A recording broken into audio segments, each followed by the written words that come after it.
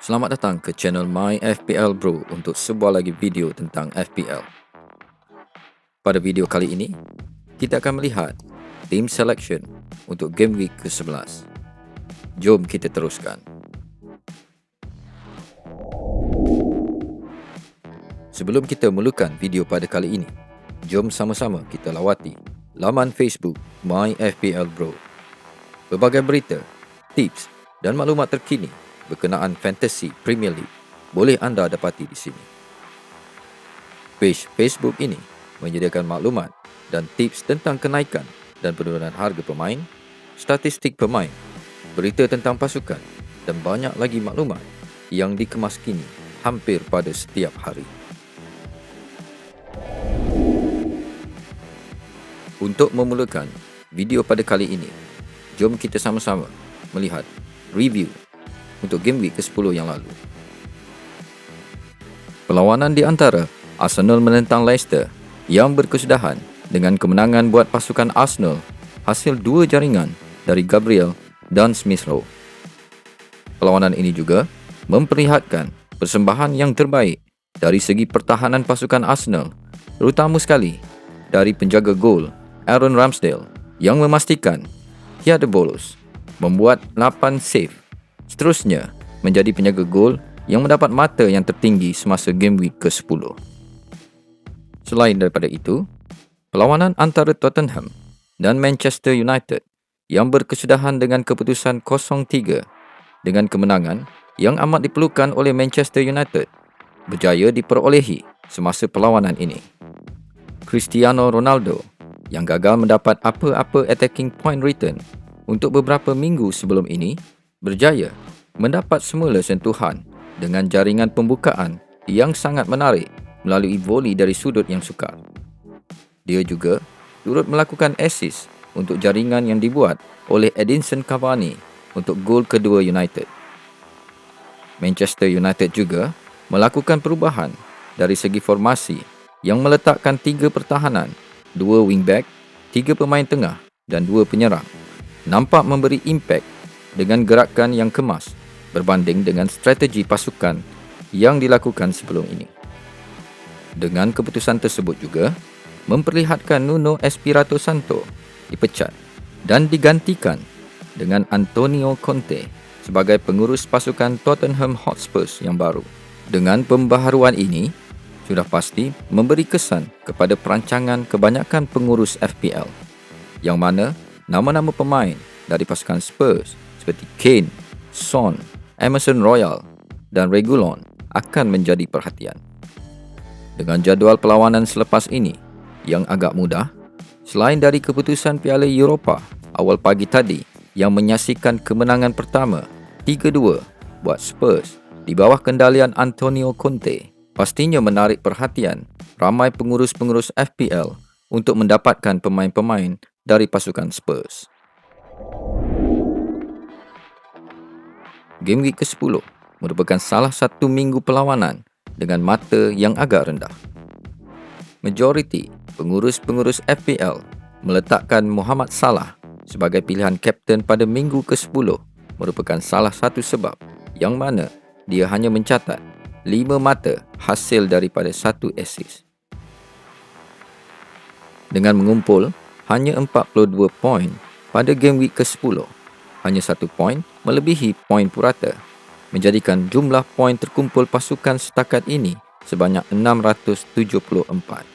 Berlaku penurunan overall ranking sebanyak 31,000 kedudukan, menjadikan kedudukan terkini iaitu pada tangga ke 82,622. Penurunan ranking ini adalah disebabkan oleh beberapa faktor, iaitu Reece James menghasilkan 21 mata tetapi tiada dalam pasukan. Kekalahan Manchester City dengan Crystal Palace yang berakhir dengan keputusan 2-0 dan Diaz dilayangkan kad kuning. Ketiga-tiga penyerang tidak menghasilkan apa-apa attacking point return dan Vardy juga mendapat kad kuning. Aaron Ramsdale yang mengumpul 10 poin diletakkan di bangku simpanan selepas memasukkan Mendy bagi menggantikan David Raya yang cedera sebelum tamat deadline minggu ke-10. Pemilihan kapten yang kurang tepat yang menyaksikan Salah hanya mencatat 5 mata menerusi keputusan seri 2-2 dengan Brighton. Sekarang, kita akan melihat team selection untuk game week ke-11.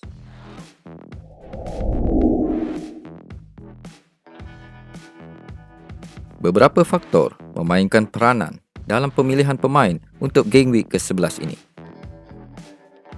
Perlawanan Arsenal dan Watford dijangka menjadi sasaran buat dua pemain pasukan ini, iaitu Aaron Ramsdale dan Smith Rowe, dengan jangkaan kemungkinan mendapat satu lagi clean sheet buat pasukan Arsenal dan juga kebarangkalian jaringan dari Smith Rowe. Untuk posisi penjaga gol, Aaron Ramsdale diletakkan sebagai penjaga gol utama. Penjaga gol utama Arsenal ini juga telah menghasilkan 5.6 poin purata untuk setiap perlawanan semenjak melakukan debut bermula pada game week ke-4. Untuk barisan pertahanan, Trent Alexander-Arnold, Reece James dan Livramento diletakkan dalam kesebelasan utama pasukan. Reece James dimasukkan ke dalam pasukan pada minggu ini bagi menggantikan Diaz setelah menampilkan persembahan yang terbaik pada game week ke-10. Menjaringkan 2 gol dan seterusnya mengumpul 21 mata pada perlawanan tersebut. Chelsea akan bertemu dengan Burnley di halaman sendiri pada minggu ini. Sungguh pun kebarangkalian mendapat clean sheet pada perlawanan ini tidak terlalu tinggi jika dilihat dari sudut form terkini pasukan Burnley. Namun, peluang mengumpul mata dari segi attacking return dari Reece James sentiasa menjadi sebab utama pemilihan pada minggu ini. Untuk barisan pemain tengah, Mbeumo, Smith Rowe, Salah dan Foden. Mbeumo juga sudah kembali sihat dan pada minggu ini akan bertemu dengan Norwich di halaman sendiri. Dijangkakan keputusan berpihak kepada pasukan Brentford dengan sekurang-kurangnya 2 gol dijaringkan serta kemungkinan penlibatan Mbeumo dalam jaringan-jaringan tersebut. Untuk barisan penyerang pula, trio penyerang pada game week ke-10 dikekalkan, iaitu Antonio, Vardy dan Hwang dalam pasukan ini. Dari segi pemilihan kapten untuk game week ke-11 ini pula, Salah masih lagi dikekalkan sebagai kapten utama pasukan ini dan Smith Rowe sebagai vice captain untuk game week ke-11 ini. Sekian saja video kita untuk kali ini.